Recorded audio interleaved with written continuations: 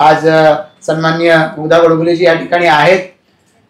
त्यांनी सांगितलं की त्यांना या ठिकाणी बराचसा कार्यक्रम वाकून करावा लागतोय त्या ठिकाणी, आणि त्या चंदेरी ग्रुपच्या बरोबर तर त्यांनी यांच्या बरोबर त्यांनी बसूनच फोटो त्या ठिकाणी काढला।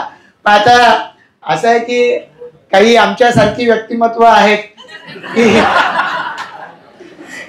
की ज्यांना या ठिकाणी ताट मानेनं इथं उभं राहता आलेलं आहे, आणि अशी ताट मानेनं आपल्याला समाजामध्ये काम करणारी व्यक्तिमत्व पनवेलमध्ये अनेक मिळालेली आहेत।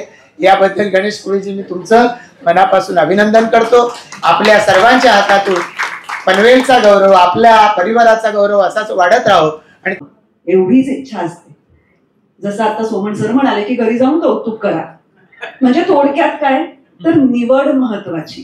रत्नपारखीच आहेत असं म्हटलं पाहिजे गणेशजी की त्यांनी पनवेलमधून अशा माणसांना, अशा संस्थांना निवडलं की ज्यांचं काम खरंच पुढे नेतंय, पनवेलला उंचावण्याचा प्रयत्न करतंय। आता उंची ती आता वाढतेच ना, म्हणजे ती वाढतच गेली। ती काय आपण थांबवू शकत नाही, आपल्या हातात तर काही नसतं। घरची शेती म्हणतात तसं ती आपली वाढतच गेली।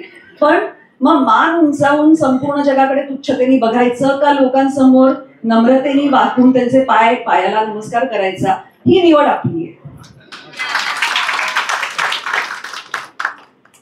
थोडक्यात काय, निवड महत्वाची आहे सगळीकडेच। आता आपल्यासमोर इतके थोर आणि साहित्यिक आहेत, पत्रकार आहेत, लेखक आहेत।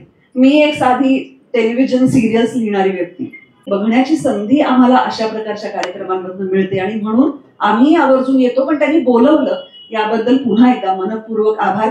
पुंडे साहेब, तुमचे मनापासून आभार, कारण तुमच्यामुळे मी आज इथे आले। आणि पुन्हा एकदा असं काही असेल तर पनवेलला जरूर बोलवा आणि धन्यवाद। आणि स्टेज बुटका असलं तरीही मी येईल। आजच्या कार्यक्रमासाठी रमेश गुडेकर यांचं आगमन झालेलं आहे। मी मान्यवर आवडतो त्यांचा सत्कार करतो।